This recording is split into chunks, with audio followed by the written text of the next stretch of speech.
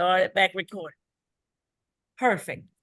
Okay, we will get started now. Good evening, all. This is today, August 29th, 2024, the 2024 Memphis BEP Education Program, Banking and Finance class with Mr. Mike Milan, consultant, trainer, and author of Cash Flow Mike. Hey, I'm glad to be here. Thanks for joining. I'm doing the welcome. Beth Barner, Project Director at MSA Mid-South Atlantic Small Business Transportation Resource Center.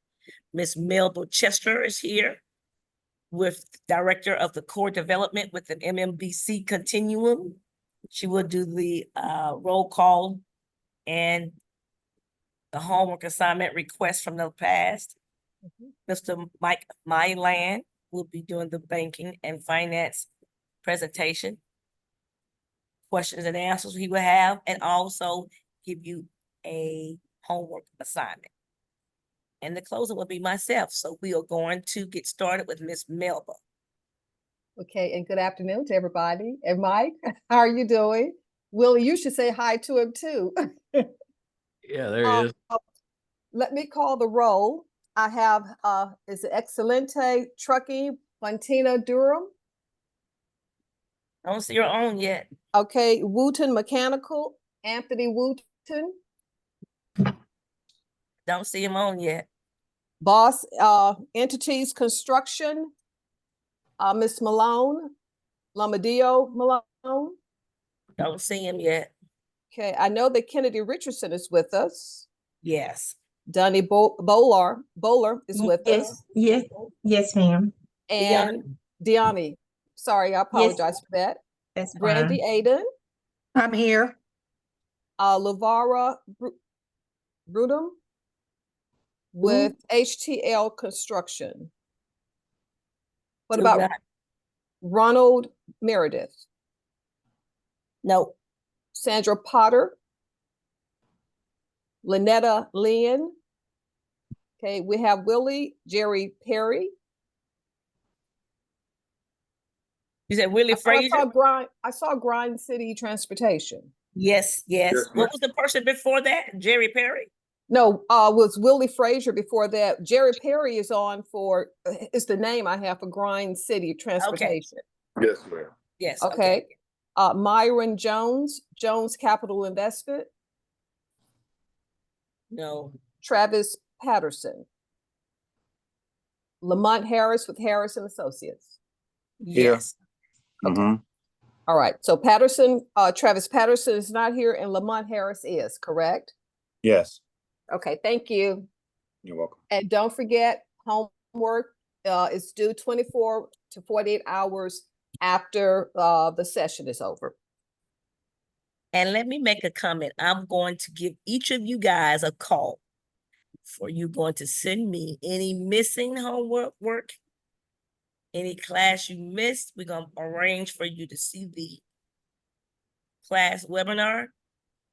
I need all homework assignments. There's not that many. I understand you guys are working, but that is a requirement for the program. And we're working when we have our certificate completion ceremony.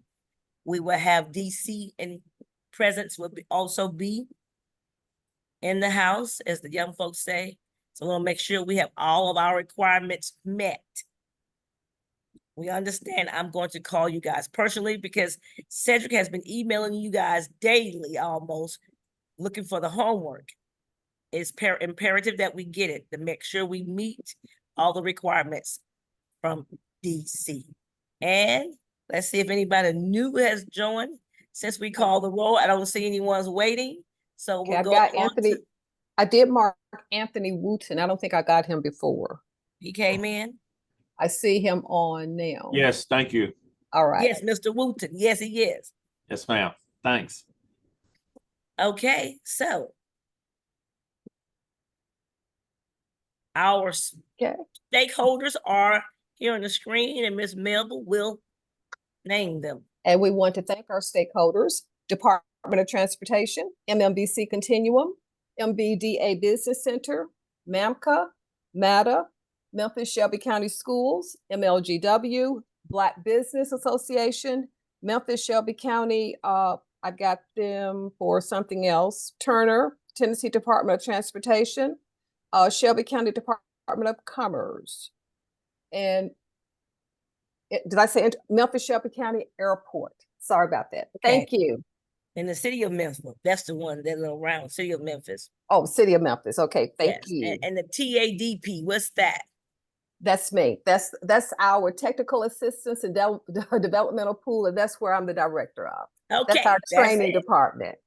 Okay, so we have all our stakeholders named.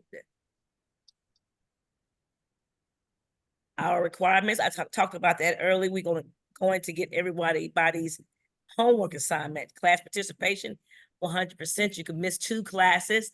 You have to attend and listen to the webinar for the classes that you missed the 2. And at the end of this first phase, we will give you a final survey that will probably be at the certificate program. That's going to be on September the 11th and 12th. They are deciding that in the morning, we will know. And on phase 2 is the individual prescriptive plan, which we will, as we stated earlier, ask you to rank 5 top areas from our classes that you would like to get more information, improvement on, and those particular facilitators will speak with you one-on-one.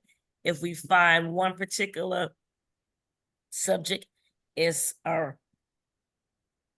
requested by a majority, we will give another webinar in the future that meets everybody's availability. And that's the individual prescriptive plans phase 2 of the Mid-South Atlantic Small Business Transportation Resource Center 2024 Memphis Funding Education Program. Tonight, we have Mr. Mike Milan, consultant training, and I left author off right there. This is his bio, and Mr. Milan, you can introduce yourself. Oh, that's really kind. Thank you.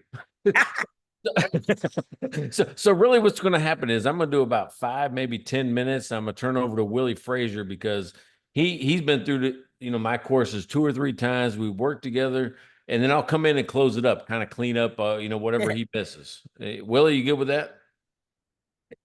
Yeah, if you send me half the check, Mike. Well, that's good. That's easy to send half a zero because I don't get paid for this very much. Just kidding you. All right, here we go. All right, so I appreciate it. Is it mine? Is it mine now? Are we good? Oh, yeah. You can read this if you don't want to talk about yourself, and you just share your screen. Want me to stop sharing now? Yeah, But I went somebody ahead want to and threw some know. slides in there. Let's read this. You want to read this? Somebody may want to know who you are just because you know who you are. I Somebody got else some may want to slides. know. I got some slides in there. I'll talk through it. You Okay, great. Yeah. So Yeah, I'll stop sharing and let you share. There we go. I stop sharing. Now you may share. Are we good? All Does right. everybody see Mr. Milan's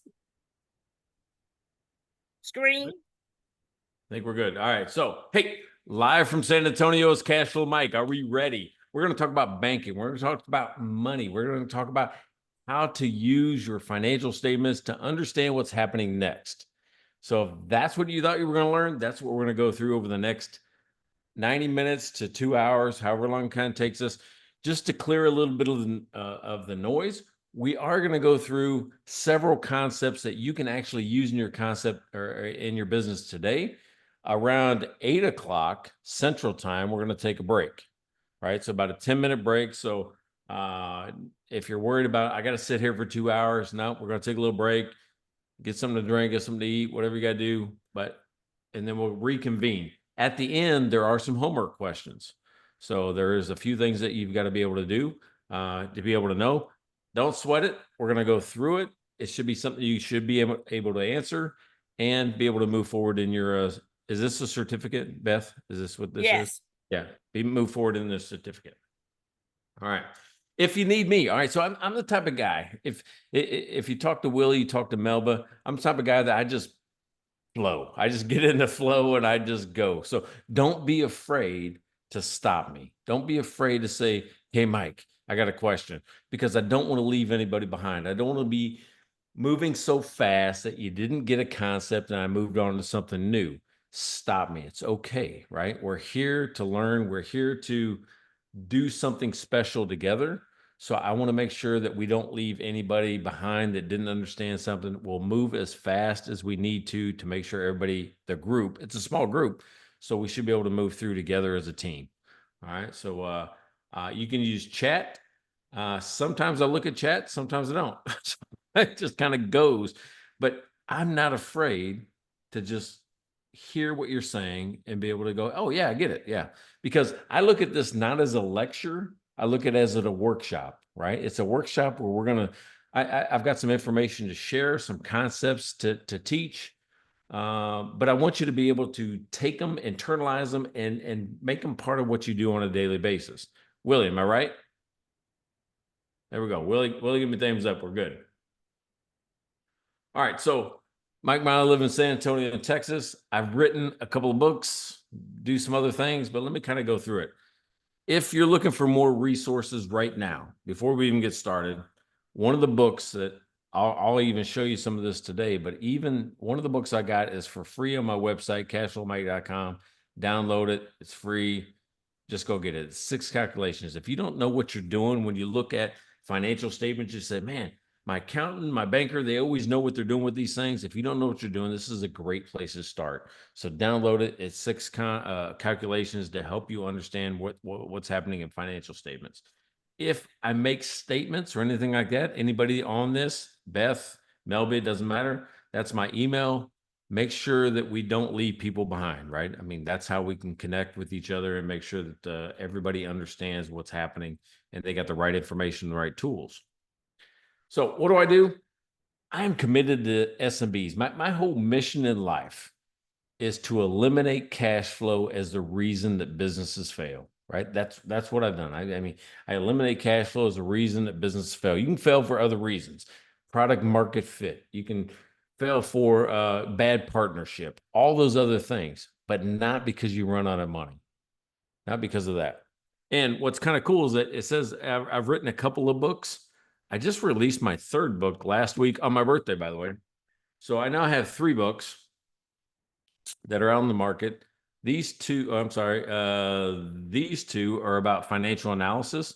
One is Don't Be a Dumb Business Owner. Dumb doesn't mean unintelligent. It means I don't understand my business, right? DUMB. So it doesn't mean you're dumb. It means that, hey, I need to learn more. This is 8 concepts on how to maximize cash in your business. And if you think, when you hear people talk about words like leverage, insolvency, and liquidity, those aren't the words I use, because that's not the way we talk. That's not the way we talk to each other. That's not the way we talk as business owners. So I don't use them. It's going to be words that we talk to each other about. Like if we're sitting on the back deck, how do we run our business? That's how you're going to get it in this book. This other one, How to Analyze Your Business in 7 minutes or less. You can get that for free on my website. The last one is How to Talk to Clients. It says, don't tell me what to do, because nobody likes to be told what to do. This is a combination of my first job. Willie, you remember what my first job was? I'm picking on you because you've been through the course. Highway patrolman, Yeah, I was a state trooper in state St. Louis. trooper, and you Yeah. tell people how fast they can go. It's a way that they can go fast. Right. So, yeah, so I was a state trooper. But the thing is that I learned a thing called verbal judo, how to talk to folks in a manner that, gets you to be committed to doing something, committed to taking action, fix your business, work hard in your business, do the right things, and not be, compliant. It's not about compliance. It's about commitment to the right thing, right? This is a way to talk to your clients to get them to also take action. So that's the last book I just put out, because I work with accountants, bankers, business owners, and accountants and bankers are the worst at talking to you. To me, when I look at it, I mean, I built 14 companies. I mean, they're the worst at talking to me because they don't understand my business. They're ones that, are really dumb. Dumb meaning don't understand my business. Now, the last thing is I got a podcast. If you like business beer or BS, and you like guys that are telling stories about how to do things in their world, in your world, in the business world, check us out. We got 157 episodes, so you probably can't catch up. Right? There's like 4 seasons worth of content to go through, but there's enough there, and we label it with topics like, oh, I'm going through that. What did Mike and Blaine say about this? Now, Willie already pointed this out. This is how it all started. But people always ask me, they said, 14 businesses, what is this? I have a dedication to other people, right? I mean, I was in the Army. I was a highway patrolman. I did most of my time in the Army and the National Guard, but it's always in service of others. Even right now, what I do with, the MMBC, what we're doing with, Beth up there at the Mid-South Atlantic SBTRC, it's in service of others. I want others to be successful. I want others to have all the tools they need to be successful. So that's just proof that I actually did those jobs, right? So if you notice, they wouldn't let me, back then you couldn't wear beards. Interesting story. About a year and a half ago, 2 years ago, I shaved, and everybody in my family, including my grandkids, said, no, don't do that anymore. So I guess they don't like this moon face kid. They like their grandpa with the beard.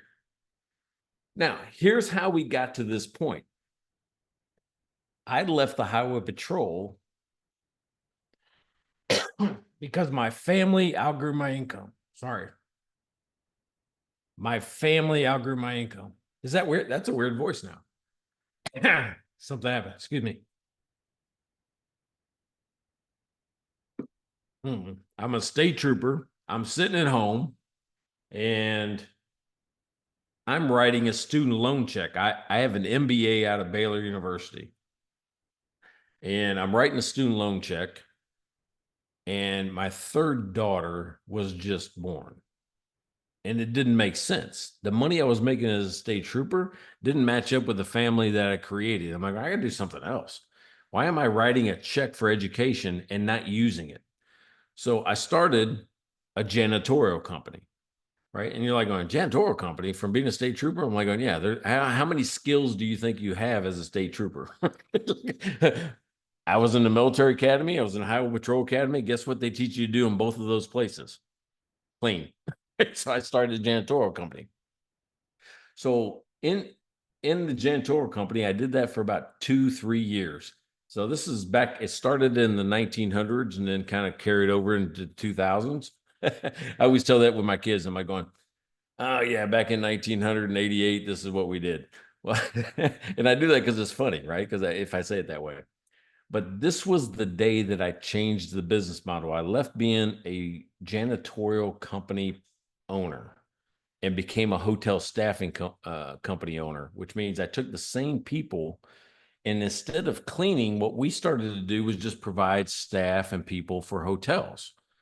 And that's where everything changed.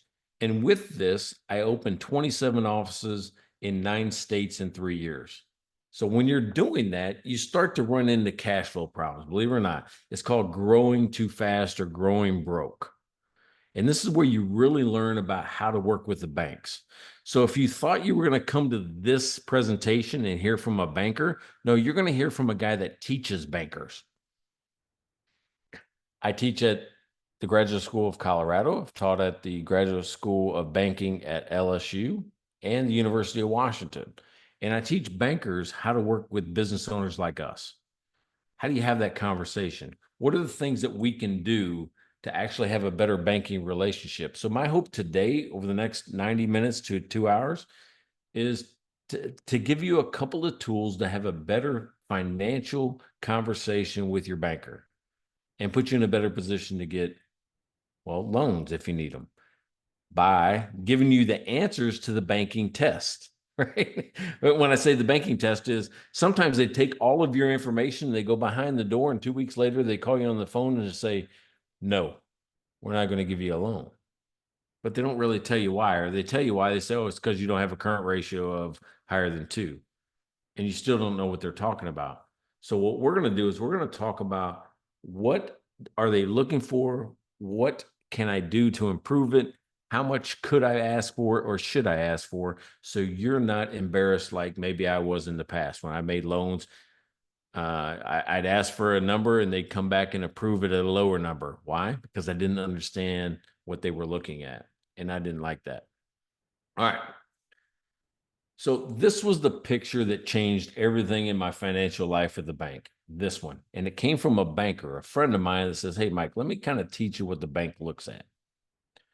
And this was a thing, and it maybe not for everybody in this course, but I'll show you a couple of different ways to use it.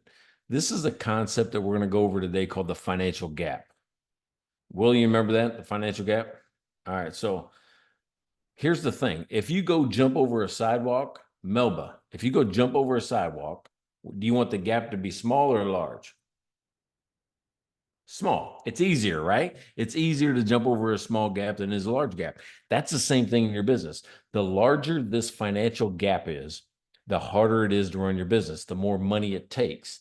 So what we're going to do is we're going to talk about how this happens. And if I walk through this with you, I'm just going to say, hey, listen, I ordered some inventory and they brought it to me and I put it on the shelf.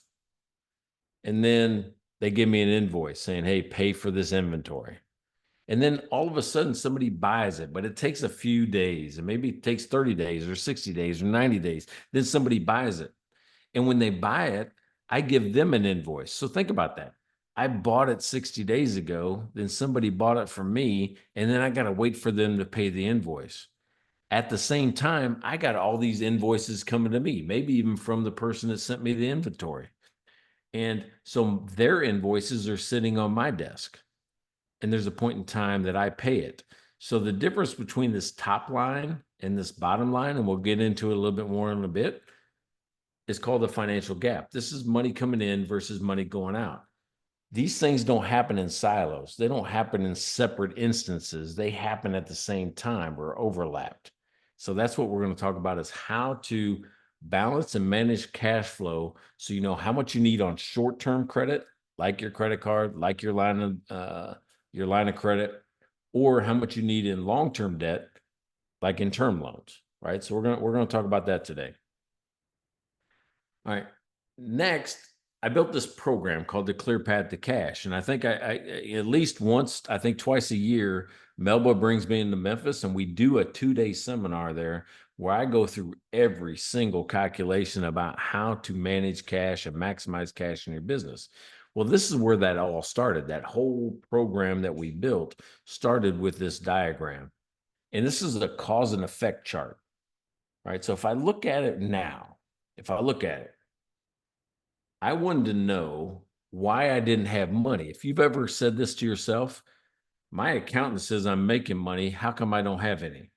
Where's it at? It's not in the bank.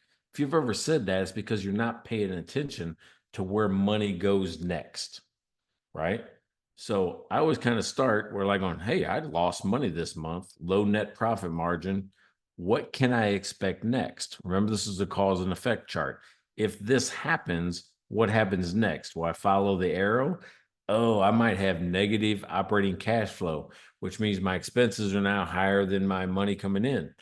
Well, if that's true, what contributes to it? I might have too much inventory. I might be growing too fast. I might be collecting too slow. And there's some warning signs that'll be going off.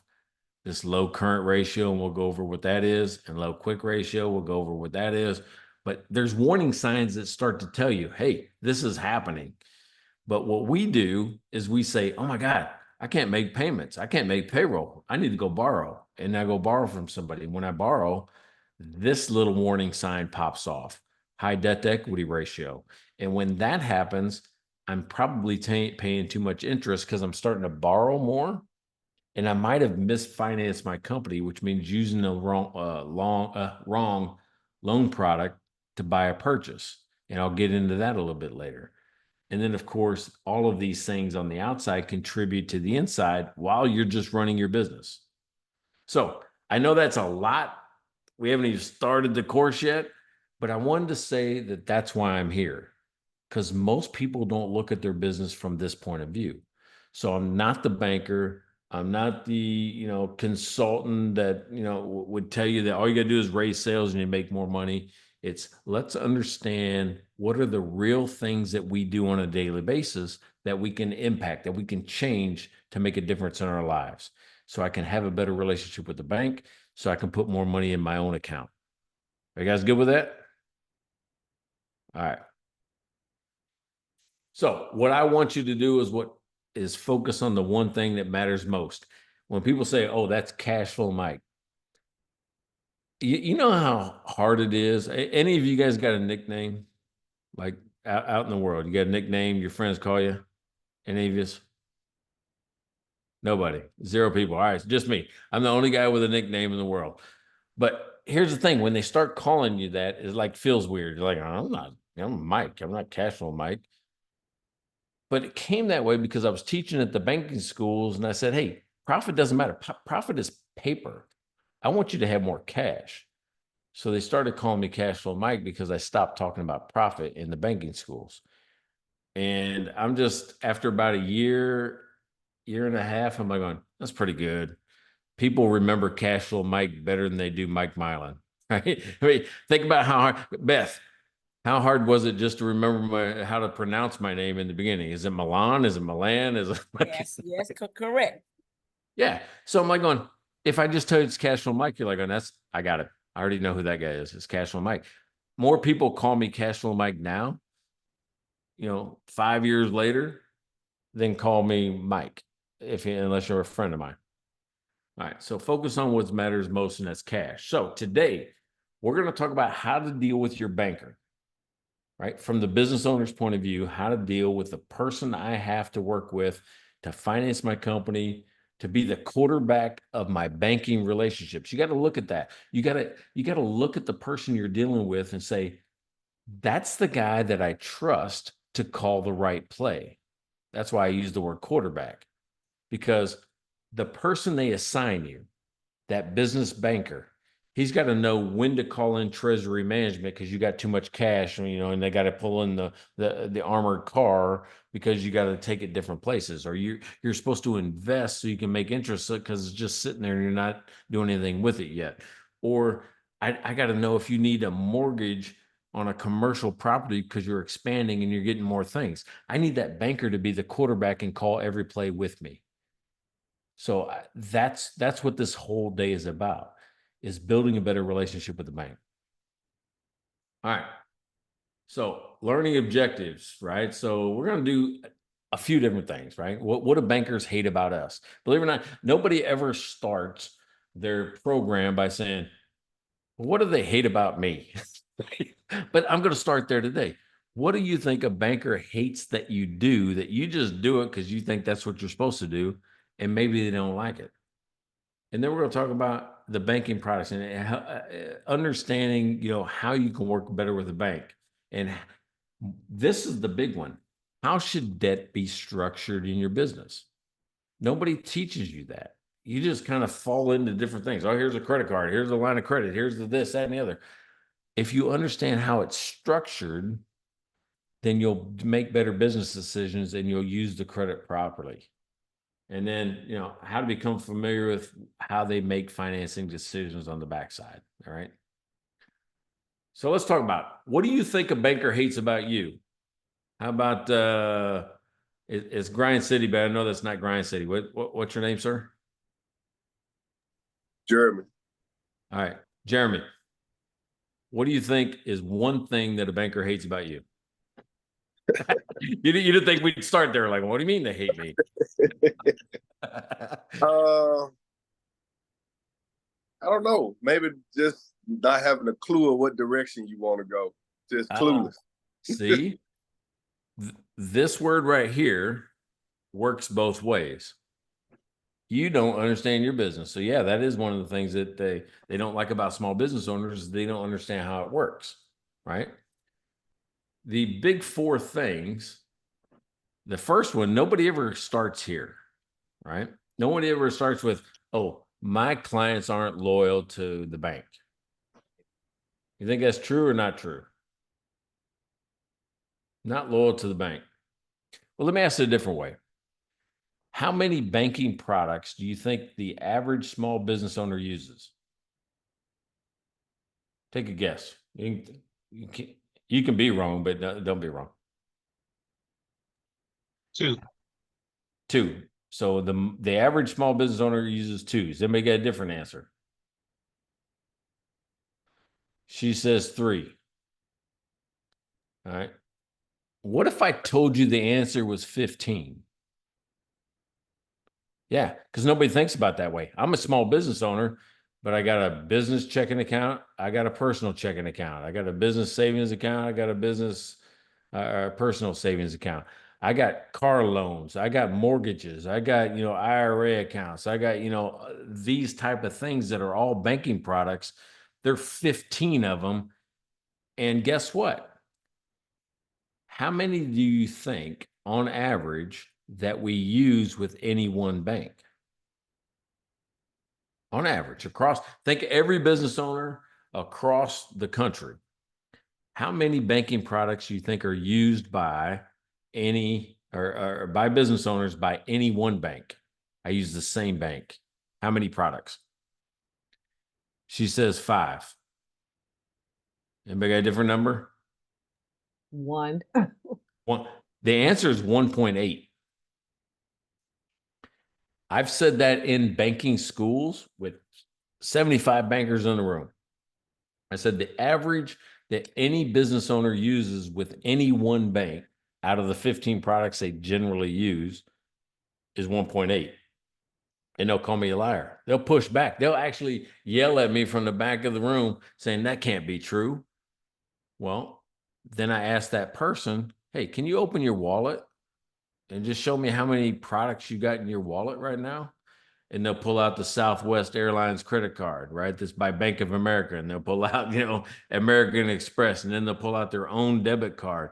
All of a sudden, they got like just 3 banks and just 3 cards. Then they got a Ford Motor Credit, auto loan. Then they got Cornerstone Mortgage for their mortgage. All of a sudden, everything they do with a bank is with a different bank. And to build a better reputation with your bank, you got to be loyal to the bank, right? So that they understand what your business is and they get a better sense of how you're doing it. Well, that's where the bank, believe it or not, they don't really start making money on a business customer until they have 5 of your products. They don't make money on your deposits, right? So unless they got 5, they're really, it's kind of a break-even proposition, or maybe they lose a little bit on you anyway. But 5 to stay alive is a motto by some banks. Or they have 8 is great. I'll see it when I teach at banks every month. I'll go in there, I'll see their slogans in their break rooms. 5 to stay alive, 8 is great. And they're talking about you and how much of your wallet share they have. Now, it's not a bad thing to say, oh, they wallet share. They're just saying they want you to be more loyal. So that's one of the things that we can do better. The other thing is this thing called liquidity. I don't use the word liquidity when I talk to clients, when I talk to people during training, because liquidity, what do you think it means? Lamont, what's liquidity to you? I'm liquid. Supposed to liquidate things. I have no clue, but I think to liquidate products or something like that. Yeah, see, that's the problem with those 3 words. Liquidate, liquidity, solvency, leverage. These are words that people that are financial professionals use, like just throwing back and forth. And sometimes when they use them, they don't know what they're talking about either. What do you mean by that? Oh, I don't know. You're liquid? Of course.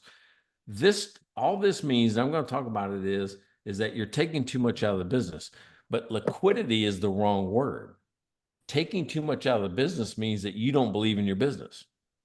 When you take all the cash out of it, you're like going, my money's not safe in that business. If you had a bad investment, what would you do? You sell it, right? If you had a business that was just losing you money and a business that was, doing poorly, you would take the money out. Well, when you do that to your own business, that's what you're telling an investor or a banker that you're doing, that you're just going to take the money out because I don't believe in this anymore. I can make money with this money elsewhere better. I can make more money. So we're going to talk about how to avoid that little trap because it's a perception that happens from the banker side. Next thing is timeliness. Sometimes we wait till it's too late. You know, there's an old saying that says a banker will sell you an umbrella when it's sunshine, but not when it's raining. Right? And what they're talking about is that when it's too late, nobody can help you. So we're going to talk about the things that you can see up front to avoid that problem. And then lastly, you're not prepared. And this goes back to being dumb, right? You come in with the wrong information. Is there anybody that still keeps receipts in shoe boxes? You've heard of that before though, right? I just put all the receipts in a folder or shoebox or something like that. Then I take them into the bank or I take them into my accountant and let them deal with the mess. Those days are gone. People are charging you big money to do that now, to figure out your mess. Nobody wants to pay or work with your problems. You have to understand the information you're working with and give it to them in a manner that they can work with efficiently and really fast, right? So preparation. So let's kind of go through these a little bit. I want to talk with liquidity. Now, my best friend, Shane, right? Anybody heard me, Melba, you heard me talk about Shane, right? I put everything to the Shane test. Shane is a painter in Tacoma, Washington. And Shane knows everything about painting. He's one of the best I've ever seen at painting. He does apartments, exteriors, interiors, doesn't matter. He's great at painting. He's not great at reading financial statements. He's terrible at it. And when he has conversations with his banker and accountant, guess who gets a call right after those meetings? Yeah, me. Because he says, hey, he used this word liquidity. What's he talking about? Well, here's how I explain liquidity to Shane, right? Who's like us. Is that if you look at the top part of your balance sheet, that's your assets, right? You guys know the balance sheet is set up assets on top, liabilities and equity on the bottom. So let's just think about the assets on top. It snows in Memphis, right? Melba? Yeah, okay. Yeah, it snows. All right. So because they use the word liquid, we're just going to call liquid water, right? It's just water, liquid.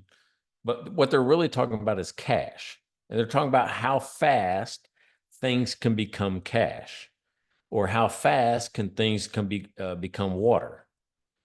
With that, there's a different set of assets. They call them current assets. And it usually is like your accounts receivable or your inventory or maybe prepaid expenses. I call that the slush.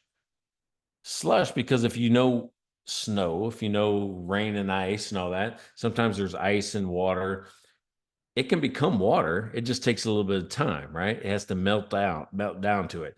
Well, accounts receivable and inventory can become water, or can become cash. It just takes a little bit of time for it to melt down. So I call that the slush. The last part of it is all your stuff, your equipment, your trucks, your buildings, those type of things. When I call that the ice, it can also become cash. It can also become water. It just takes more time. So liquidity is not about it's just cash. It's about how fast I can convert this stuff to cash. So when you see them use these ratios, you'll notice that there's always a time component. What can we do this year? What can I do this quarter? What can I do this month? Because it's time, they're talking about speed. Now, Willie told you I used to be a state trooper. I used to measure speed in miles per hour. When I moved into business, I measure speed in days. Right? How long or how fast does it take? Now, unlike being a state trooper where they don't like you to go fast, in business, I want you to go fast.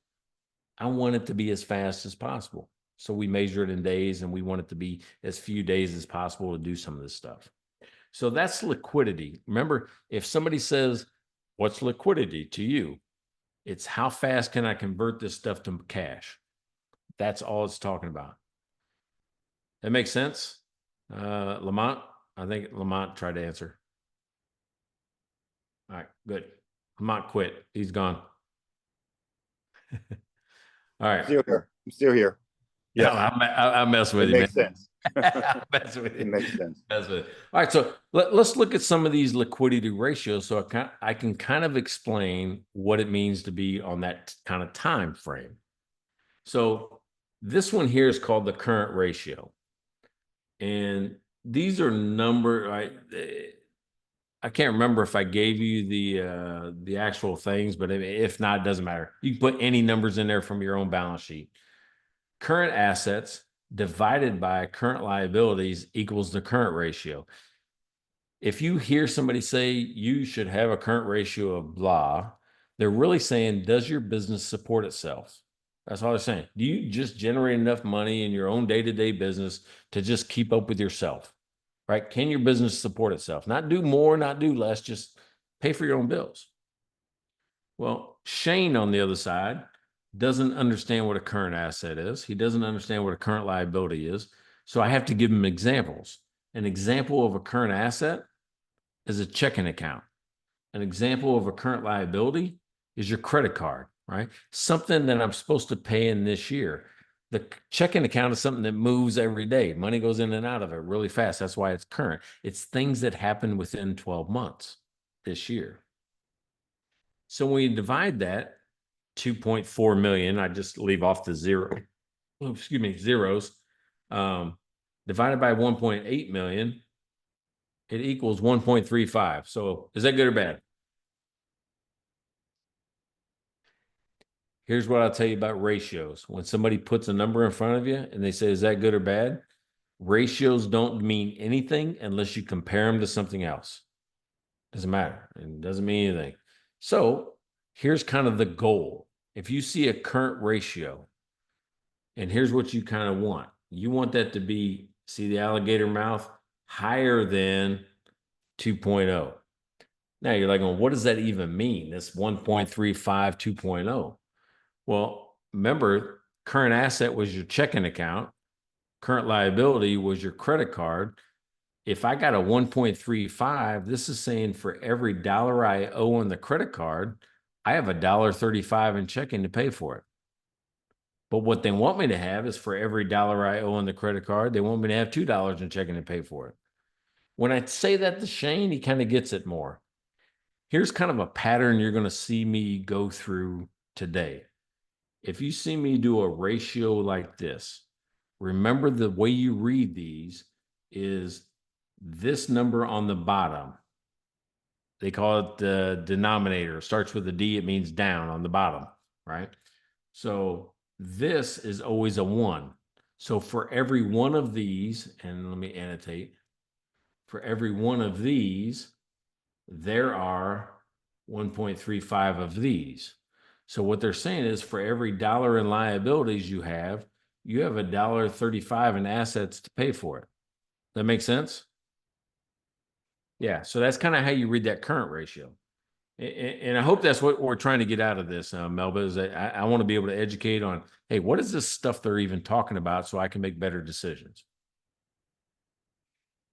All right. The next one is the most stringent ratio that banks use to evaluate you. The next one is. And what that is the quick ratio, right? And the quick ratio, the only difference is that they're looking at not 12 months, they're looking at 90 days. And the bank will ask this question, if I have to liquidate your company in the next 90 days, how much cash can I get out of it? So they're going to subtract things like inventory.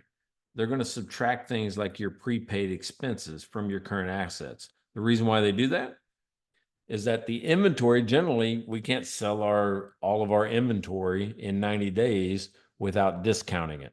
So it doesn't have the same real value. It's not worth as much, or it's not worth it's not worth as much as we have it on the balance sheet because they have to discount it. So they just ignore it. Then the prepaids is, I don't know about you, but anytime I've ever paid somebody in advance, it's hard to get that money back. So like prepaid insurance, you ever try to get the insurance premium back? Like, oh, I'm not going to use it next month. No, they don't give it back to you. So a lot of times we just ignore it. Current liabilities don't change because you have to do it. Now the bank will use this to say, if I have to take over your business, can I pay off all your liabilities in 90 days? Well, this is a nicknamed ratio. This quick ratio is nicknamed the acid test. Anybody know why? Acid test. ACID. Anybody? Anthony, you know that one? It's okay if you don't. All right. So, during the gold rush days, the miner would come down from the wood or down from the hills, down from the woods, and he'd have a nugget. He'd have a rock, and he'd throw it on the bar, and he'd go, "Hey, give me a shot of whiskey." What do you think the bartender would do? He would take this little jar of acid, and he would drop a couple drops on that rock. If it was clear, it was real gold. If it was brown, it turned brown, the color did, it was fool's gold, right? That's how they told the difference between what was real wealth and what was not real wealth. Well, this is called the quick ratio, is called the acid test, because it's saying you don't have real wealth. Most of your money is tied up in inventory or prepaid assets. It's not real. I have to discount it to get rid of it. So that's why they call it that way. So in this case, 879 divided by 1808 is 49 cents. This means for every dollar I owe on the credit card, when I ignore the inventory and prepaids, I only have 49 cents to pay for it. Is that good or bad? Yeah, there it is. Jeremy's up there like on like this. So yeah, that means that, hey, listen, if you owed $1 to somebody and you only have 49 cents to pay for it, you'd be mad. Well, that's the bank's position. This is a measurement of risk to the bank. What it says is that 51 cents, they're going to have to eat it. If I'm the creditor, if I'm the guy that you owe money to, I got to eat 51 cents on the dollar, and I'm not going to be happy about it. So what should this be? Anybody got a guess? The current ratio should be 2 or higher. What do you think the quick ratio should be? Yep, you're right. 1 or higher. All the bank wants you to do is cover your own bills. If you owe $100 on the credit card, have $100 in current assets, including your inventory or AR, to pay for it, right? Not just in cash, in current assets, inventory, prepaid. So that's the goal. The next one is debt to equity. And we're going to go over this one a little bit more throughout the day. But debt to equity is the measurement of, do you even believe in your own company? This is like, do you have skin in the game? This is telling you how much do you have in. Equity is how much you have in the company. Liabilities is how much does a bank or a creditor have in the company. So this is kind of a versus, like going, I've got $1, you got $2, right? It tells you who's got kind of real leverage in the company. So with that, I take total liabilities divided by total equity, I get a 1.45. They're going, yay, I got a 1.45. Well, what that's saying is that, remember, the bottom number is always a 1. For every dollar I put in, I let the bank put in $1.45. That's what that's saying. Do you think this is good or bad? Anybody? I put in $1, the bank put in $1.45. Good for me, but not probably for the bank. Yeah, exactly right. It's actually very good for the bank and for you, right? Because they want you to have it at 2.5 or less. Now, if you ever, anybody on the call ever bought a house? Anybody? All right. So if you go buy a house, sometimes they want you to put as much as 20% down cash, right? So if a house is $100,000, you put in 20,000, they'll loan you 80,000. Well, the debt to equity ratio on that is your equity is the 20,000, right? And I'll write it down so we can follow along. Your equity will be the 20,000. So 20. And then they put in 80% of the purchase price, whatever the price was. What's 80 divided by 20? Yep, 4. So 80 divided by 20 is 4. So what that's saying is for every dollar you put into the house, the bank put in $4. They won't give you as much on your business. they'll only give you $2.50 on your business. Why? Because if they have to take back your house, they got the MLS. So just put it on the real estate market and they will try to sell it and try to get as much money out of it. If they have to take your business, it's not as easy. There's not as many people out there looking for your business to buy as there is people buying houses. So that's why they give you a little bit less money on a business than a house. So your answer to the test is, if I need a loan, and not this year, but next year, if I need a loan, I need to be looking at this debt to equity ratio to be at 2.5 or less. So that means for every dollar I put in, they've put in $2.50. And chances are you'll be able to get a loan easier if you're managing that. Now, in a second, I'm going to tell you about why it's hard to make that decision. All right. Well, erase it. Questions on that? That was pretty heavy math real quick. Pretty heavy math right off the bat.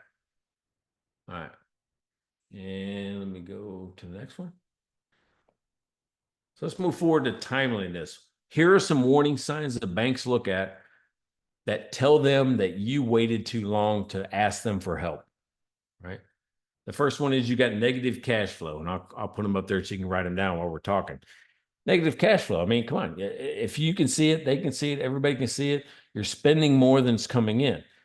Here's what I'm going to tell you about the number you need to watch: gross profit. Gross profit on your income statement is the only place that you can get money to pay for your expenses and put in your pocket.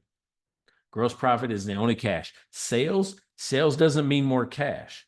Sales is just a measurement of how much work you did. I did more work this year or less work this year. Gross profit is where the cash is. So I want you to say that's the most important number on the income statement. The next thing is mismatched ARAP. If you're getting paid fast and paying slow, they're going to ask you where the money went. Like, let's say that you get paid in 34 days, but you don't pay your bills till 56 days. They're saying, hey, you got paid. How come you didn't pay? So that's a mismatch. They're looking for you. Why are you holding on this money? Or they're going to ask you where the money went. Oh, I took that money out and bought a boat. That's not a good answer. That's why I had to wait that long to pay a bill. All right. Then the next one, debt to equity. We just talked about it, right? Whoops. All right. Debt to equity. The higher the number, the more risk to the bank. So the higher the number on your debt to equity ratio, the more risk to the bank. That's total liabilities minus total equity. If they see you doing these things, you won't see it on the income statement or balance sheet, but it's called an impulsive cash grab. I'm starting to sell off my stuff. Like, I just need cash somewhere to make payroll. I'm starting to do crazy stuff. I sold a truck just so I could get $5,000 in so I could do something else. Impulsive cash grabs. You see this all the time in furniture stores where they'll going out of business, or liquidation stores or sales. You've seen that? Impulsive cash grabs are meaning that I'm going to sell my assets to get money in. The only reason to buy an asset is to generate revenue and profit. If I'm selling off my assets, then I'm reducing or hurting my ability to generate revenue and profit. It's a weird thing. You got to have, I need a truck. How many trucks you got now, Willie? Just 3, 4, 5? 4. Yeah. So if you add one, it generates more revenue, right? You can put another electrician in there and you can kind of do the work. So that's what I'm talking about. If he was to sell a truck and go down to 3, it hurts his ability to generate the same amount of revenue. And then lots of turnover. Why do you think that some investors or bankers will ask you for who's on your team? They want to keep track of these folks. A, are they competent? Are they the right person to do the job with you? But B, if they're turning over, they know there's a problem with you somewhere. It might be a cash problem. It might be a personal problem. It might be just the way you manage. So these are things that they're going to look for, that you waited too long and they can't help you anymore. All right.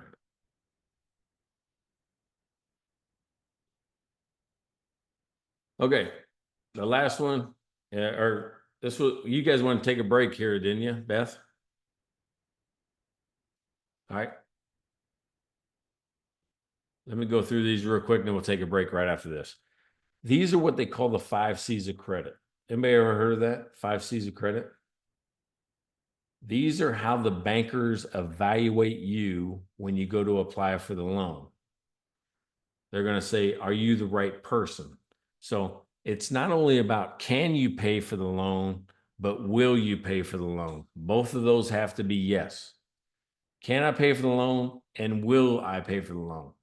Right? Because some people just aren't honest, or they just won't do it, or their history. That's why they use credit history to be able to make these decisions. That's your character. The next one is capacity. Does your business generate enough money to even make the loan payment? Collateral. What happens if you don't make the payments? What do we get in return to kind of minimize our risk? Capital is, do you have skin in the game? Are you willing to put some money down? You might have went to the bank and they say, hey, we'll do this deal, but you need to put 10 grand down, or you need to put 15 grand down. They want you to also have skin in the game. And then conditions aren't just the market conditions. Nobody's giving loans out to typewriter repair shops right now. When's the last time you had a typewriter repaired? Yeah, nobody does. But what conditions mean is, what's the term? How long are you willing to accept it? Is it 3 years, 4 years, 5 years?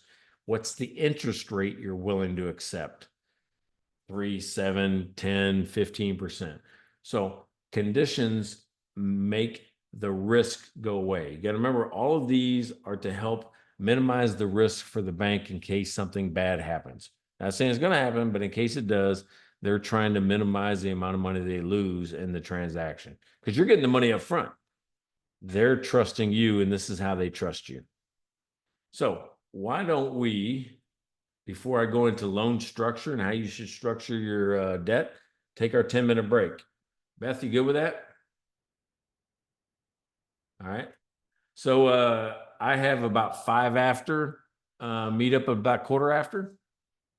Yes, Okay. We'll see you soon. There you go. 7:15, come back.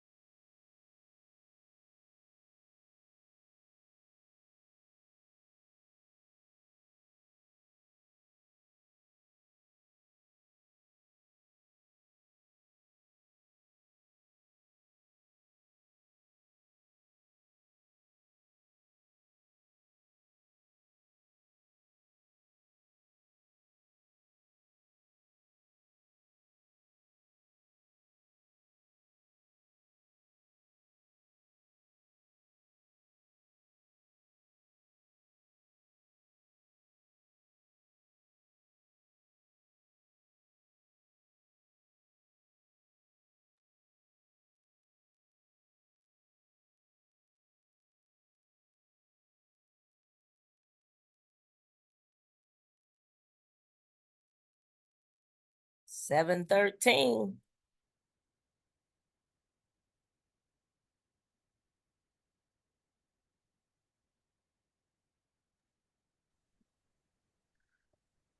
You know me, I'm ready. Okay. They got 2 more minutes.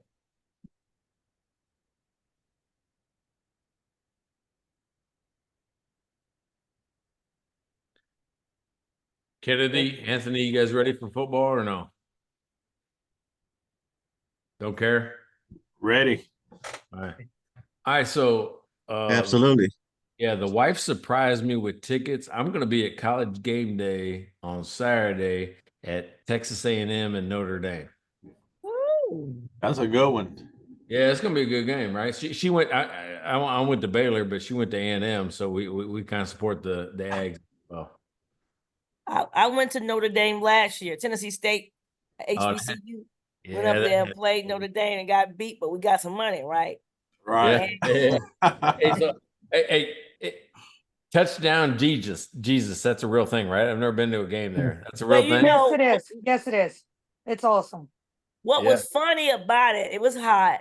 And they asked me, I didn't know, did you see the gold dome? I'm like, see, here in Atlanta, our capital, Oh, yeah. we have a gold on top of our dome. So it's no big deal. You just see another gold dome. Till everybody kept saying, they said, that's real gold. Y'all ain't got no real gold, probably. I said, well, yes, I did see the gold dome over there, but I just thought, no, we got a gold dome. They got to go. No, they have real gold on top of that dome. Campus is Wow. nice though. It's funny. What do you think about South Bend, Indiana?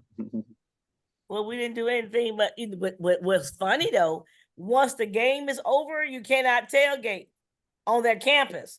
Right. Oh, No. It'd be across the Okay. street. Mhm. That's different. Yeah, that would be different. So, all right, All right.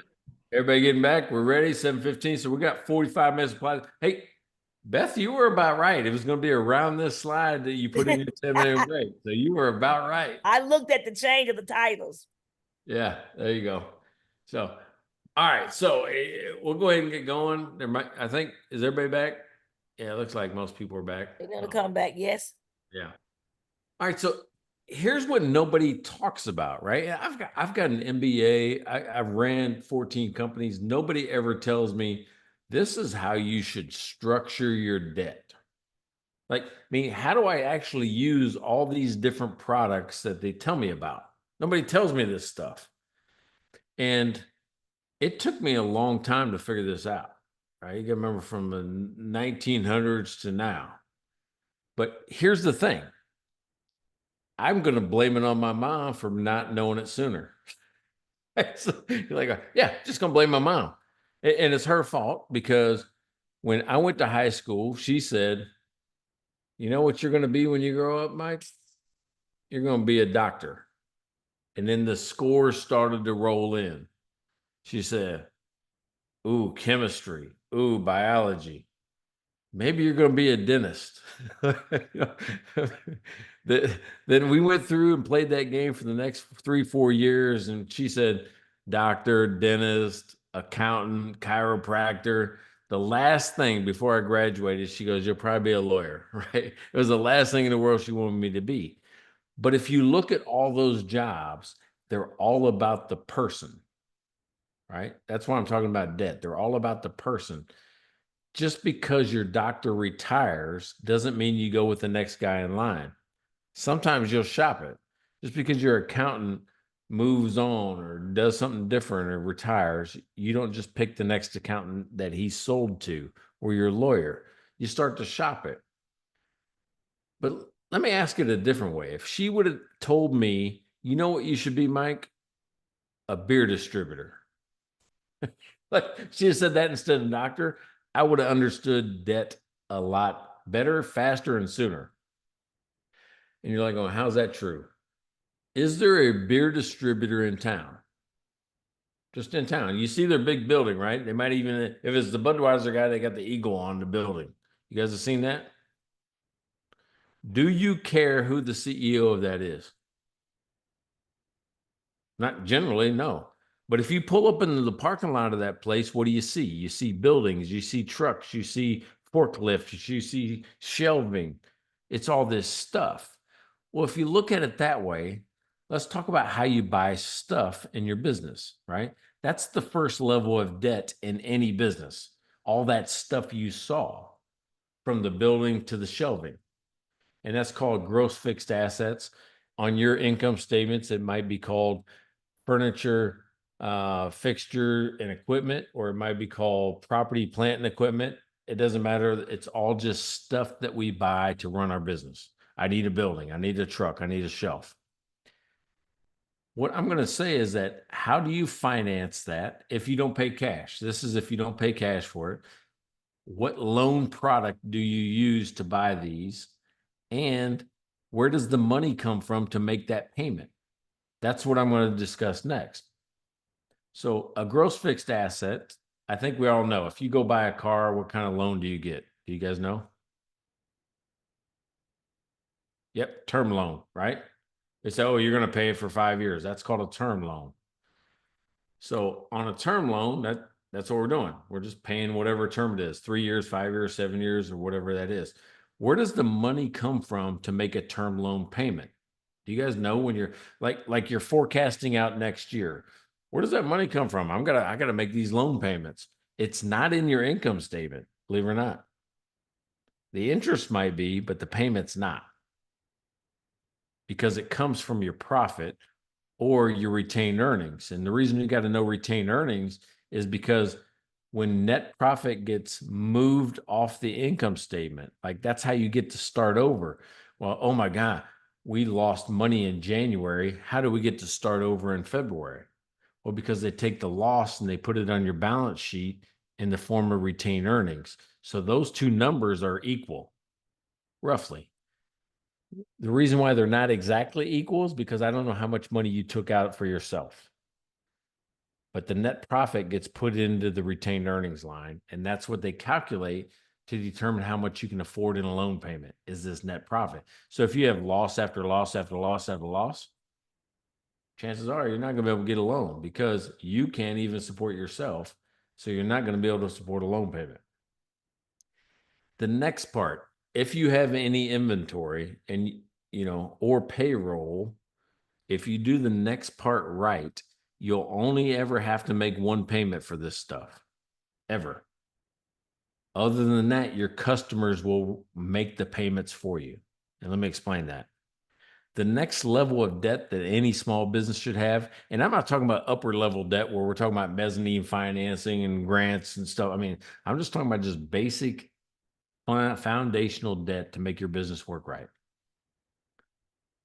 It's called base level or permanent working capital. That's what we finance our inventory with, or when I own the hotel staffing company, it's what I finance payroll with until Marriott paid me, right?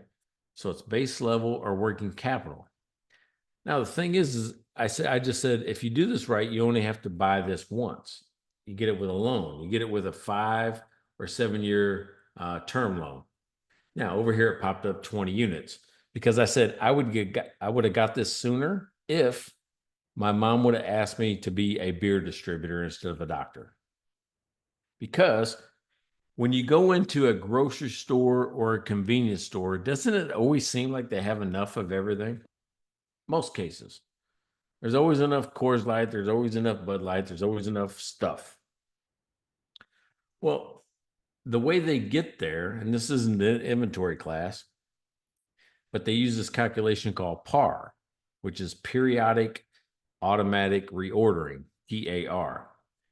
And they take a calculation, which is the average number I sold per month divided by the number of times I can get it per month. So we'll say just for beer, that's why I use it as an example. Most weeks, I need 20 cases of Budweiser in the cooler because between Monday and Sunday, 20 cases generally get me through the week. I never run out, and I very rarely, have too much. 20 cases is about the right number. That's the calculation you use to get there. Well, if I buy my first 20 cases with this term loan, the SBA right now has got term loans for inventory for 5 to 7 years, right? they'll buy your first set if you don't buy cash. If you buy cash, you don't got to worry about this. But if you didn't and you got to finance it, that's how it happens. Where does the money come from to make the term loan payment? If there was an answer that I was circling, where is it? That's right. You're right. Yeah, it's retained earnings or net profit. So that's where the money comes from. But here's what happens. I have 20 cases on Monday, but people come into my business Tuesday, Wednesday, Thursday, Friday, and they're buying Budweiser all night long. Well, when it comes in on the next Monday, when I'm supposed to reorder because I've sold it all week long, let's say I now have only 9 cases in the walk-in cooler. How much should I order? Anybody know? I have 9 cases in the walk-in cooler. How much should I order? Great. You're right. You should order 11 because you want to order back up to 20. 20 was the number that we set. 20 is the number that on most weeks, well, I have enough. I don't run out and I don't have too much. So if I come in on Monday and there's only 9 cases, that means I sold 11 cases and I should order 11 cases. Now, what's interesting about that is I also have to pay for that. How do I pay for the new 11 cases of Budweiser? The vendor gives me an invoice. Here's your Budweiser, here's your invoice. I'm going to take the cash conversion, the customer's money that bought the first 9 cases. I'm going to use their money to pay the invoice, and I'm going to use whatever is left after I pay the invoice to run my business.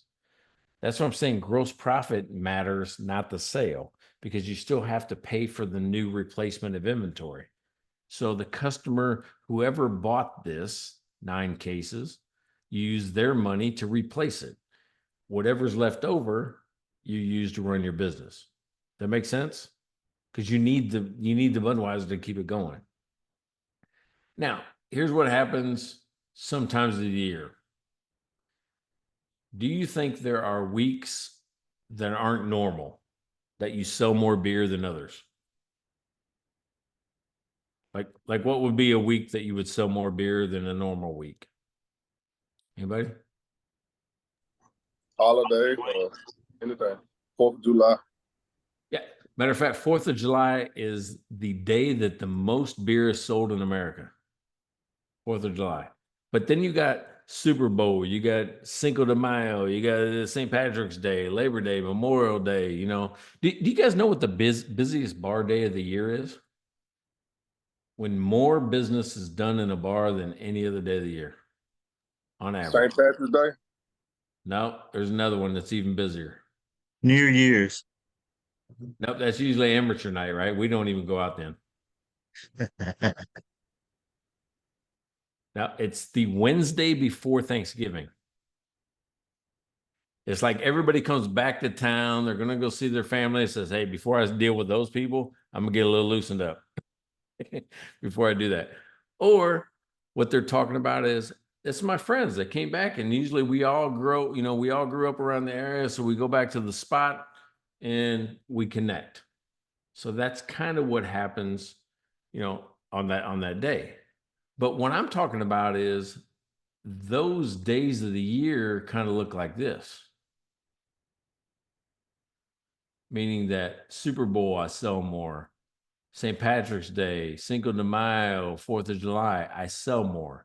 So I don't need the normal amount, which is my 20 cases. I need a little extra, right? I have to bring in more inventory to meet demand. I know I'm going to have a bigger crowd that day. So what I do is I bring in maybe 10 more additional units. Where does the money come from? How do I pay for the 10 more units? See, this is where the average small business owner doesn't think about this stuff. They're like, well, I'll just use whatever. I got cash or I got my checking account or whatever. Well, if you do it right, you'll never use your own money. So I want you to think about it in advance. The 10 extra units is called seasonal working capital. Remember how this is permanent? Meaning this is what I have to do anyway. I have to pay my payroll anyway. Well, there's certain times of the year when we have more work. Maybe it's the summer. Maybe it's, in the winter, it's slower in transportation, or if you're moving Christmas stuff, it's like what, July, August. Isn't that where most of the stuff moves? You guys tell me. I don't know. So there are times of the year that's busier than others. So you need more money to keep up with your payroll and keep up with your inventory. This is where you use what's called a line of credit. I now have the line of credit. I already have everything else covered. I'm making my term loan payments on my first loan. Then just for these weeks that I need extra, I go use the line of credit. Now, this is where everything changed. 2008, some legislation called Dodd-Frank came into play. And Dodd-Frank changed a lot of the ways we do business. Dodd-Frank made banks leave the small business space. They actually went upstream because it made it just as expensive to give a $50,000 loan as it did a $5 million loan. They had to do the same amount of paperwork for both. We're like going, well, if we got to do the same amount of work, we're only going to deal with the bigger loans. And that's what gave rise to Cabbage and On Deck and all these other alternative little lenders that, charge crazy rates. That came about because of that change. Then what happened in 2008 with Dodd-Frank is that now with your line of credit, you have to pay it down to zero one time a year. And when you pay it down to zero one time a year, you also have to let it rest for 30 days, which means don't draw on it again. So you got to start planning that, like I'm going to let it rest in my busy season when I have enough cash coming in. There's enough stuff coming in. And I'm going to draw on it when I have less cash coming in because I'll need it to keep up with my expenses because there's not enough sales. Well, that's what we're talking about is, can you identify your busy times of the year? Because I'm going to draw on it when I'm, I need it for busy times. And as soon as the customer pays me, I have to pay it back. Let me give you an example. In the hotel staffing company, I would sometimes wait 60 days, 2 months to get paid from Marriott. How many payrolls, if I paid twice a month, would I have to cover? 4, right? 2 a month. They're paying me in 60 days, but I have to pay every 14 days. So because of that, I have to have enough money or access to my line of credit to cover 4 payrolls. And as soon as Marriott paid me, I would pay the line of credit and then use whatever was left, because I marked up everything to Marriott, use whatever's left to run my business. Most people don't do that. What they do is they run a balance on their line of credit, and it will look like this. All right, meaning you can't use this much anymore. Well, your line of credit is calculated to hit your peak season. So if you're carrying a big balance on it, you won't have enough money to reach your capacity. You can't keep up with sales. So then you start borrowing from other places and doing crazy stuff just to keep up with your sales value. This is like having a $10,000 credit card and you now have a car repair payment because of $7,500, but you got a balance of $5,000. Your card's going to be declined because you're carrying a balance. Here's what the banks will do. If you already have a balance that you can't get rid of on your line of credit, they will give you mostly a one-time get out of jail free card, right? Meaning they will take the balance off your line of credit and convert it to a term loan. And they call it, we're going to term out your line. Now, if you're like me, the first time I heard that, I thought they were going to terminate my line. They're going to end it, be done with it. I don't have it anymore. I didn't know that they were just going to take what I owed and convert it to a term loan. And that converting it to a term loan actually lowered my payments on it because interest on long-term debt is shorter than or less than interest on short-term debt. You guys follow me on this? That's why I want to spend time on this spot. So those are the three base levels of any type of financing in a small business. Gross fixed assets, permanent working capital, seasonal working capital. Then you get into investment and I mean all kinds of weird stuff. But if you can master this, you will actually be able to use somebody else's money to run your business almost all the time. Okay, let me get rid of this stuff. Let's talk about that debt to equity ratio. I kind of went through it already, so I'll go through it a little faster.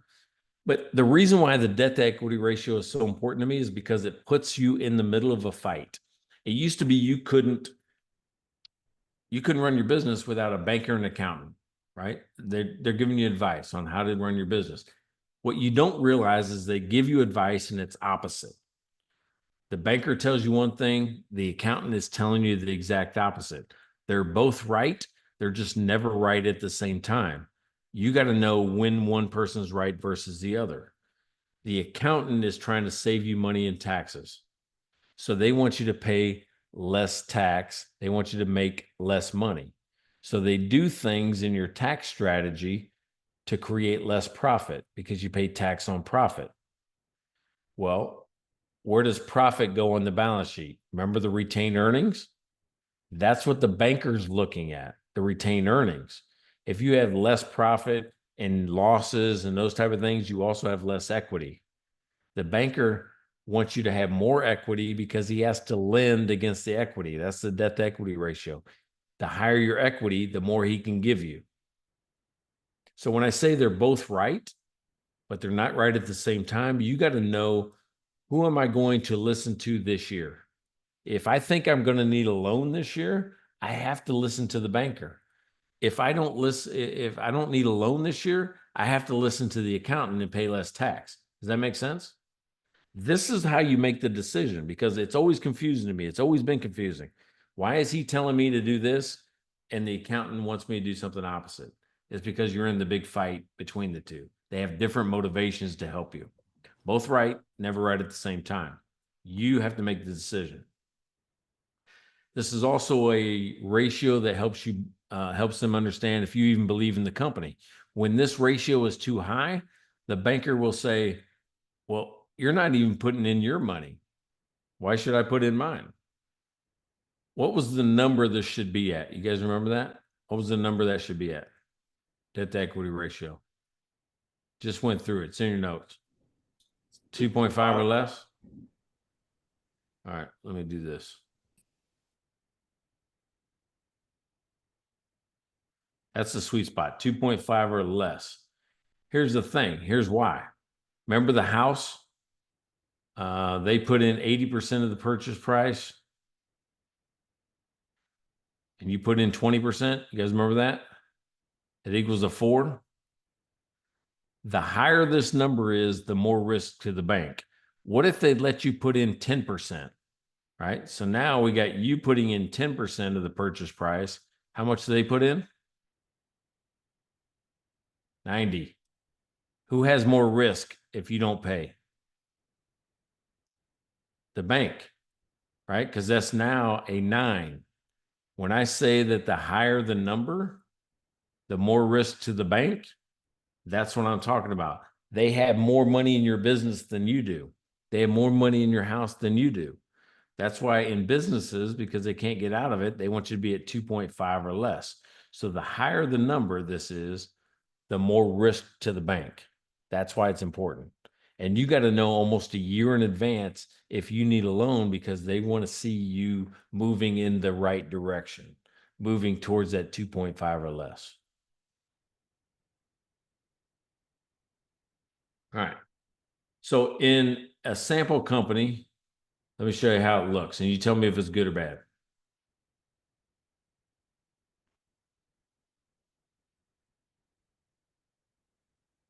This company has its total liabilities divided by total equity. If you look at your balance sheet, they have a 1.45. Is that good or bad? Based on, yeah. Jeremy threw, or not Jeremy, it's not Jeremy, it's Lamont. Lamont threw a thumbs up.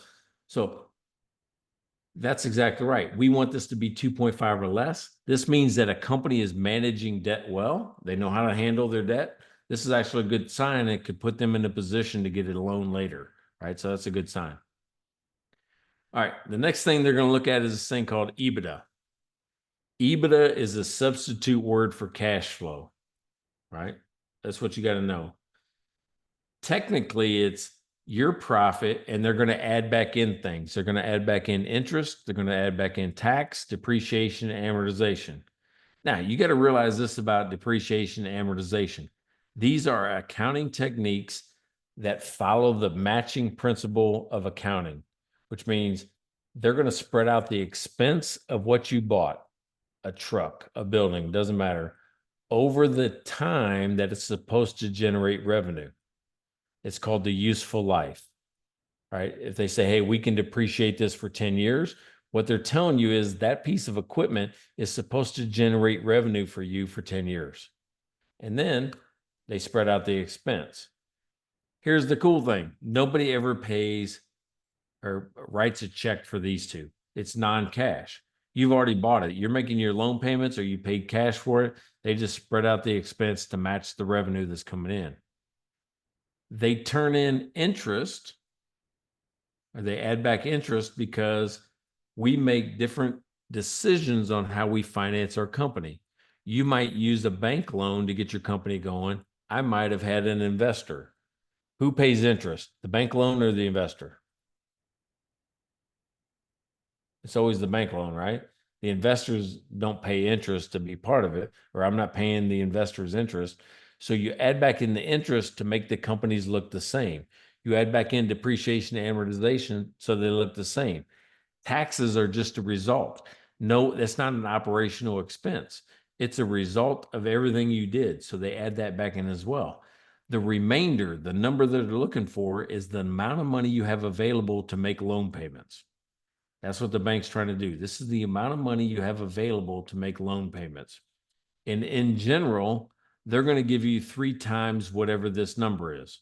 So if this number turns out to be $100,000 a year, they will give you long-term debt. This isn't short-term debt. This isn't line of credit or credit cards.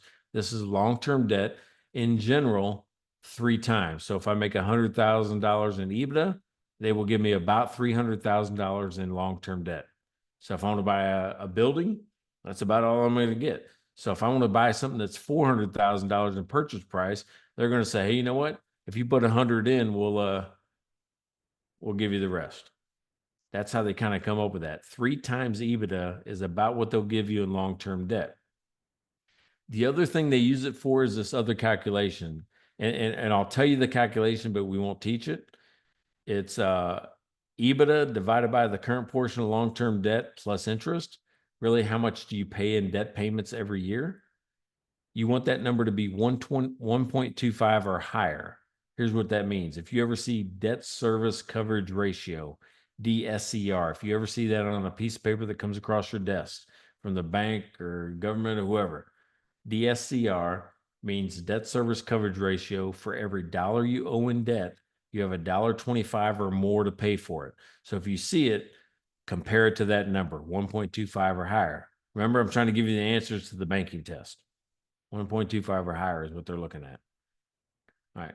So in a sample company, this is what we calculated up EBITDA to be $385,000. If I take that times 3, this company can take out a maximum of long-term debt of 1.1 million. But on the balance sheet, he already has some loans out. Right, he already has some loans out. He has 730,000 or 13,000 on the balance sheet, so you have to subtract it, which means if he went in to get a loan, he shouldn't ask for much more than $400,000. You follow me on that? Then that might be a little hard. 385. If I multiply it by 3, gives me 1.1 million, but I already have some loans, so I have to subtract it out. The remainder is 442. That's all I got left. I can only afford $442,000 more. Make sense? Okay. So the next thing I want to talk about is using the wrong loan product, right? Using the wrong loan product to buy something. This is called mismatch financing. And I'm going to tell you what, 60% of small businesses right now are mismatch financing. And it happens, you don't walk outside on your porch and go, I'm going to mismatch finance my company today. It just happens. It happened to me. I had a cooler breakdown at a restaurant. I jumped in the truck. I go over to the restaurant supply store, buy a new cooler. I put it on a credit card. Here's a cooler I can depreciate for 3, 4, 5 years, but I put it on a credit card, something I'm supposed to pay off in 1 year. The gross example I'm going to give you of this, would you buy a house with a credit card? Come on, great miles. You got to think about that. Look at the miles you're going to get if you do that. You wouldn't do it because credit cards are like 30% and mortgages are like 6, 7, 8%, right? This is called the silent killer of businesses. And like I said, 60% of small businesses already have this on their balance sheet. And it sucks out cash from the business in the form of higher interest. That you're just making your payment to the credit card company or the line of credit when you should be making just a term loan payment. If you find this, contact the banker and let them fix it. It's not increasing your debt. It's converting it from a credit card balance or a line of credit balance into a term loan. So you can pay it down faster because you're not paying as much interest.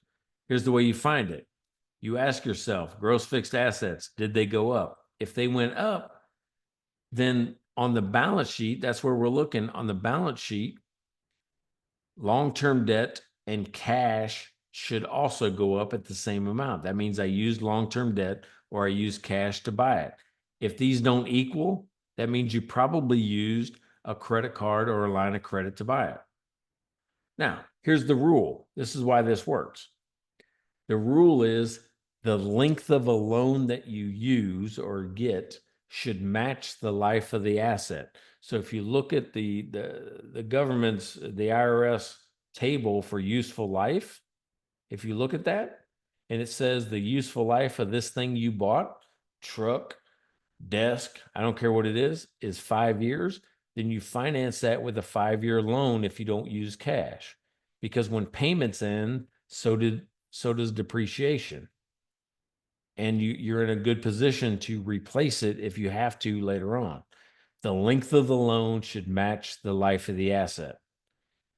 So if I can depreciate something for 7 years, I shouldn't use a 1-year product like a credit card to buy it. Use a 7-year term loan. So in this case, I look at long-term debt. It should have went up. It didn't. It actually went down. It went down $256,000.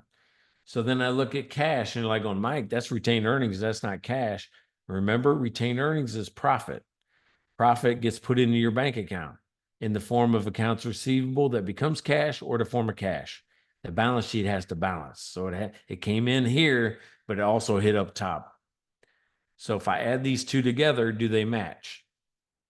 If these don't match, I'm what's considered to be mismatched finance. And what you have to ask yourself is, what did I buy? How did I pay for it? Oh, I bought that truck and I put it on my line of credit. I need to get a truck loan for that. Oh, I bought that cooler. I need to get a term loan for the cooler. That's how you fix it. And you might bring your payments down from $2,000 a month to $1,100 a month. You'll save $900 a month just in something that simple. Just a quick little thing. Using long-term debt instead of short to buy stuff you can depreciate. All right. Questions on that? Yes, Lamont asked that you repeat that. What part you want him to repeat? Yeah, Lamont, sorry. About the length of I think you said the length of the loan. Yeah, that's the rule. That's the thing you got to match. If you're going to go finance anything, the length of the loan that you get should match the life of the asset. And the life of the asset is considered to be the useful life. So if we go look at the irs.gov, website, look for useful life chart. You're like going, oh, I bought a truck and vehicle loans are for 5 or 7 years. Buildings are like 29 and a half years. Some office furniture is 3 years. That means how long they're going to spread your expense across because it's supposed to be producing revenue during that time. So the length of the loan should match the life of the asset. If you can depreciate something for 5 years, you buy it with a 5-year term loan. So when depreciation ends, so does your payments. Does that make sense? Depreciation helps you. The payments is money going out. When both of them end, they end at the same time. So it's a good time to replace if you want to. If not, just keep running it and try to save some money. Okay. That's called I mismatch. have a question real quick. Okay. I'm looking at that building or buying a building right now. So you're saying 30-year loan is where I need to be. I've had, and I get the depreciation on the taxes. I've had another financial advisor suggest that I personally buy the building and the company rent it from me for constant income. Yeah. So yeah, that's a tax strategy, right? I mean, Yes. and I don't want to get involved with, because I don't know everything else about how, your investments are, things like that, but he's recommended that you need a passive income source into your retirement. And he thinks that the rental income from that building will be better than whatever you could probably do in an IRA. Okay. Thank you. Right. So, I mean, so individual tax strategies change, but I'm saying in a basic configuration, if you buy something for the business, this is the way to buy it. Okay. Thank you. Okay. Okay. Now I'm going to teach you how to read a cash flow statement in 15 seconds or less. Okay. Yeah. Lamont said that. Most people don't know about the cash flow statement. If I look at an income statement, it's easy because it's vertical math, right? I start with sales and I end with profit, right? I just keep subtracting things out until I get to the result. Vertical math. The balance sheet is also vertical math. I might have the checking account, and if I put money in, the balance goes up, and if I take money out, the balance goes down in the checking account. It makes sense? Vertical math. We can all see it. It's pretty easy. Add or subtract. The reason why the cash flow statement confuses people is because they can't see the transactions to make the numbers. They don't know how it got to 23,000 or not 23 to 25,000. They can't figure out how that happened. Well, it's because the cash flow statement is horizontal math. It's going to look at what it was. We'll call it period 1, December 31st, 2023 to period 2, December 31st, 2024. And what you're going to see is the change, the difference between those two. That's where people are like going, I can't add this up. You can't add it up because you're looking at 2 different years, right? If your checking account was 500 in 23 and it's 200 in 24, what you're going to see is a negative number. You're going to see a number like this, 300, because the balance went down. It went from 500 to 200, so you're going to see a negative number. The change over that period of time. Does that make sense? This is what confuses most people why they can't make sense of the cash flow statement. Now I'm going to tell you about the cash flow statement. It is the tattletale of the business. Anybody that knows how to read it, it doesn't matter what story you tell them, this will tell them exactly where the money came from and what you did with it. And let me explain how that works. The biggest skill you have to read a cash flow statement is, can I tell the difference between a positive number and a negative number? So this 25,000, it's operating activities, investing activities, financing activities. That's how it's set up on a cash flow statement. This is operating activities is how I make money in the company. Investing activities, what do I do with the money I made? Did I buy a truck? Did I buy a building? Did I sell a building? That's investing activities. You're investing into the growth of the business. Financing activities about who owns it. Did I get a bank loan? Did I have investors? Financing activities about the ownership. So if you look here, I'm going to show you a way, 15 seconds, read a cash flow statement. And I call it the cash flow activity pattern. So if you can do this 25, is this positive or negative? Just give me one of these. Yeah, it's positive, right? So if I'm going to look at your cash flow statement, I'm just going to go down to the bottom and put a plus there. What about this number? Investing activities is 21,000, negative. What about financing? Negative, right? Plus, minus, minus. This makes a pattern. If you keep it in this order, operating first, investing second, financing third, there's only 8 possible combinations of this. Plus, minus, minus. It could be plus, plus, plus, minus, minus, minus, plus, minus, minus. I mean, you can see it. There's only 8 different ways it can shake out. Because of that, I made a chart that you guys should have in your thing. Now all I gotta do is read the chart. I made a plus, minus, minus. Company is using cash flow from operations to buy fixed assets and pay down debt. Doesn't matter what story you tell me, that's what you did. Right? That's what happened on the financial statements. The worst one is this one, number 5. It's called the death spiral because they have problems making money. They're losing money in the operations. And then they're selling all their assets to try to get more money. And then they're going back to the shareholders or going back to the bank and going, I need more money. First of all, that's called the death spiral because I'm selling my assets and I can't keep up with my business, right? So that's what that is. So we're coming up on 8 o'clock. That kind of puts us close. I probably had more stuff, but I want to be, it just kind of reiterates the cash flow statement point. Any questions, comments, concerns, moans, groans, gripes, complaints, otherwise? I think you got quite a bit there. What do you think? Good, bad, ugly? There you go. Any questions, anyone?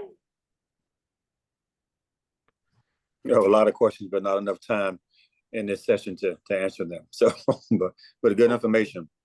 What we're gonna do is, when we have that second phase, when you want some more information and separate counseling, if we have enough people, we'll have Mr. Milan come back that part, or we do individual counseling session.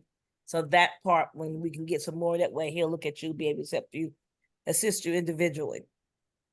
That's how the program is run. We do the Mr. Mike, we have the sessions, like 10 of 12 of them. Then we have a prescriptive program plan that each entrepreneur will rank the top 5 areas they want more assistance in. And if the majority says banking and finance are more, we'll ask you to come back, go over again. Or if it's 1 or 2, then we'll just have them to individually get an hour of your time or whatever is necessary. And Sure. that's how that works with us covering you. Great. Hey, I'm really honored to be here. All right. This is the first time I've been part of your program, Beth. So thank you very much. I have a lot to share. So, I mean, please don't feel shy. Reach out to me. I think, Melba, I've been working with MMBC for what, 10 years now? Oh, most definitely. We So, bring him in for a 2-day class twice a year. So I will definitely let everyone know. We're looking at November, I think is what we're discussing. So I will let everyone know there is a 2-day class, and I think that you will benefit and enjoy. So I'll make sure everyone knows about the 2-day class in November. And Beth, if you need me anywhere else, let me know. Yes. Okay. So no more questions, any more questions, and we got this done. The homework, we go down to the homework slide. All right, let me go back to the homework.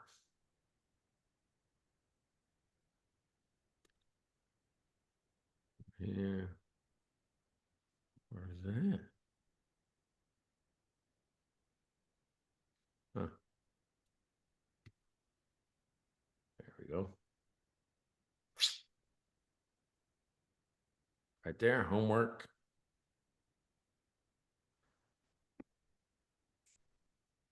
All right. So on the homework, I want to talk about, what are the 3 key financial metrics that the bank's likely to focus on? On the home run financial system, I want to go over this a little bit with you so you can do the homework, right? So I will email these questions to them tomorrow. Yeah.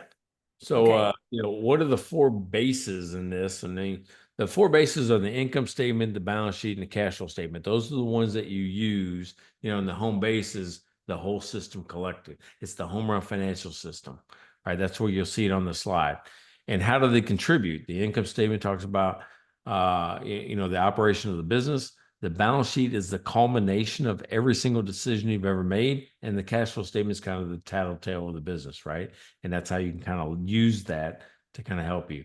The fast money formula is about, how do I understand how money moves through the company, right? And there's a step-by-step, and I don't think we went over this very well. So can we remove number 3? Okay. Yeah, because I didn't go over this as in detail as I think that the question asked for. But let's go ahead and remove number 3 from the homework. But I will. let's do this. Imagine you're preparing for a meeting with your banker. Let's talk about what you see in your own situation. What should you point out and present as your strengths of your business, right? And anything that deals with fast money formula, I would just cancel out. Okay. But All it's right. about the strengths. How are you strong in your application? And Melba has a checklist for a bank loan application. I think you use with everybody, right? That helps people secure money. Yeah. So And we'll I will come, be, I'll be happy to share it. Mhm. so tomorrow I would send out number 1, number 2, number 4, and that fast money, that second sentence, I delete that out. Yeah, because I think that's unfair. I didn't cover it as well. Okay. Yeah, so I think that's unfair for a But homework. they will have this as a reference. Remember, I was asking for the PowerPoint version of it, that Yep. the whole presentation will be in a binder at the end and of this given to every. Yep, exactly right. And even if it's one-on-one, you're like, oh, hey, And they can slide. always, but They that's can the part that we call it the prescriptive plan, when they want more information from you, and that's how that counseling goes. That's good. Yeah. All And right. this is the first time I did it, so I over prepared. Sorry. No problem, no problem. It was very easily broken down. Thank you, ma'am. I also like to say that Mike is very good. I've worked with him. I have been one of his clients, and we worked together for a number of weeks.